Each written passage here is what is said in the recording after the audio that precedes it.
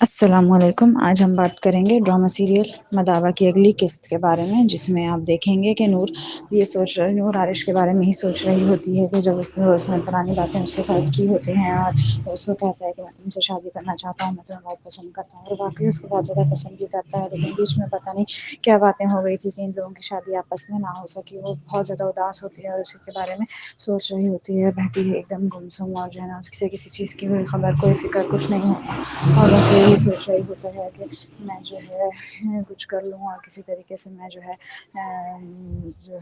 کیا ہوگا، اور وہ بہت پریشان ہوتی ہے کہ اتنے میں اس کا شوہر آ جاتا ہے اور وہ اسے کہتا ہے کہ یہ جو ہے تم اس طرح کیوں بہیو کر رہی ہو، اور تمہیں عقل نہیں ہے کہ تم جو ہے اس طریقے سے بہیو کر رہی ہو، اور جو ہے مجھے اتنا برا لگتا ہے کہ تم جو ہے عائش کے بارے میں ایسے سوچتی ہو، تم یہ کہتی ہو اور یہ کرتی ہو اور وہ کرتی ہو، تو اس کو بہت زیادہ برا لگ رہا ہوتا ہے۔ تو وہ کہتی ہے، وہ اس پر جواب دیتی ہے نہیں ایسی کوئی بات نہیں، آپ کیوں غلط سمجھ رہے ہیں۔ پھر وہ کہتا ہے کہ مانا کہ بے شک تمہاری شادی جو ہے نا اس کے ساتھ تم اسے پسند کرتی تھی اور جو بھی ہوا، لیکن تمہاری شادی ایکسیڈنٹلی میرے ساتھ ہوئی ہے، لیکن اب تم ایسے اس پر وہ اسے جواب دیتی ہے کہ جو ہے آپ ایسی باتیں کر کے مجھے دکھ پہنچاتے ہیں، مجھے برا فیل ہوتا ہے، آپ نے جب میرے ساتھ یہ باتیں کر رہے ہوتے ہیں۔ تو اس پر وہ جواب دیتا ہے کہ اس سے زیادہ دکھ تو مجھے ہوتا ہے کہ جو ہے اس سے زیادہ دکھ تو مجھے ہوتا ہے کہ تم جو ہے نا میرے بارے میں ایسا کرتی ہو اور یہ کرتی ہو اور وہ کرتی ہو، تو ایسا نہیں کرنا چاہیے۔ اور وہ اس طریقے سے اس کے ساتھ بات چیت کر رہا ہوتا ہے اور اس کو کہہ رہا ہوتا ہے بار بار، اور اس سے جو ہے نا برا بھی لگ رہا ہوتا ہے۔ اور اس پر وہ کہتی ہے کہ مجھے اس پر اسے جواب دیتی ہے کہ مجھے کوئی مسئلہ نہیں ہے، عارش کی شادی جو ہے ہو جائے تو اچھی بات ہے، میں تو خود جو ہے یہی سوچ رہی ہوں کہ جو عارش کی شادی ہو جائے تو اچھا ہے، میرے سر سے بھی بلی اترے گی، کم از کم سب لوگ میرے بارے میں الزام لگانا، میرے بارے میں سوچنا تو چھوڑ دیں گے، اور اس طریقے کی بات کم از کم کوئی نہیں کرے گا۔ اس پر وہ کہتا ہے کہ جو تمہارا کبھی تمہارے سر میں درد ہے، کبھی تمہیں نیندیں نہیں آ رہی ہیں، تمہاری نیندیں حرام ہوئی ہیں، سب عارش کی وجہ سے ہی ہیں، لیکن وہ خود کی صفائی دینے کی بہت کوشش کرتی ہے کہ اصل میں ایسی کوئی بات نہیں ہے، آپ غلط سمجھ رہے ہیں۔ دوسری طرف آپ دیکھیں گے کہ عارش کی بات پکی ہو چکی ہوتی ہے، اس کے لیے لڑکی بھی پسند کی جا چکی ہوتی ہے، اور ان کی نکاح اور شادی کی تاریخیں بھی مقرر کر دی گئی ہوتی ہیں، اور ان کے نکاح کا دن ہوتا ہے کہ عارش نکاح کے دن اسٹیج پہ بیٹھا ہوتا ہے، نکاح خوان نہیں آیا ہوتا ہے کہ وہ ایک دم اٹھ کھڑا ہوتا ہے کہیں جانے کے لیے، باہر نکلتا ہے، پیچھے سے اس کا باپ اس کو پکڑ لیتا ہے اور کہتا ہے کہ کہاں جا رہے ہو، نکاح خوان آنے ہی والا ہے۔ تو اس پر جواب دیتا ہے کہ بس میں آ رہا ہوں، میرا دل ذرا سا گھبرا رہا ہے، تو اس وجہ سے میں تھوڑا سا باہر چکر لگا کر آتا ہوں، لیکن اصل وجہ تو شاید کوئی اور ہی ہے، اس کے دل میں گھبرانے کی، اور جو ہے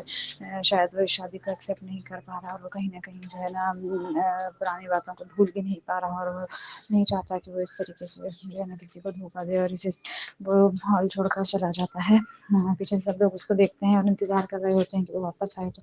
ہم نکاح کریں، نکاح خوان بھی آ چکا ہوتا ہے، لیکن وہ عارش واپس نہیں آتا۔ عارش جو ہے نا یہ کہہ کر گیا ہوتا ہے کہ میرا دل گھبرا رہا ہے، میں ذرا چکر لگا کر آتا ہوں، لیکن نہ جانے وہ کہاں جا چکا ہوتا ہے، بالکل نظر نہیں آتا۔ اتنے سارے مہمان اس کا انتظار کر رہے ہوتے ہیں۔ اس کی ماں اس کے باپ کو بلاتی ہے، کونے میں اس کو ڈانٹتی ہے، کہتی ہے کہ آپ نے اس کو کیوں جانے دیا، آپ اسے نہیں جانے دیتے تو آپ کو جب پتہ بھی تھا حالات کا۔ باپ جواب دیتا ہے کہ میں کیسے اس کو روکتا، جو ہے وہ مجھے کہہ رہا تھا میرا دل گھبرا رہا ہے، اور میں کیا کرتا، میں اس کو کیا بولتا کہ تم نہیں جاؤ باہر، اتنی جوان اولاد کو میں شادی ہال میں بیٹھ کر روک تو نہیں سکتا باہر جانے سے، مجھے تو یہی تھا کہ شاید وہ واپس آ جائے گا۔ اس کی ماں کہتی ہے کہ اچھا بس ٹھیک ہے، چھوڑ دیں، ہم زیادہ نہیں بولیں، آپ جو ہے اس کو کال ملا لیں، اور کال ملائیں اس کو دیکھیں کہ کال اٹھائے، تو وہ تو اسے بولیں کہ نکاح خوان آ گیا ہے، جلد از جلد واپس آئے۔ اس پہ وہ کال کرتا ہے اس کو، لیکن اس کا نمبر بن جا رہا ہوتا ہے، اس کو مزید کالیں کرتا رہتا ہے بہت دیر تک، لیکن اس کا نمبر ایک دفعہ بھی نہیں ملتا، اس کا نمبر مسلسل بن جا رہا ہوتا ہے۔ اس پر وہ ایک دم چونک جاتا ہے اور پریشان ہو جاتا ہے، اپنی بیوی سے کہتا ہے یار اس کا تو نمبر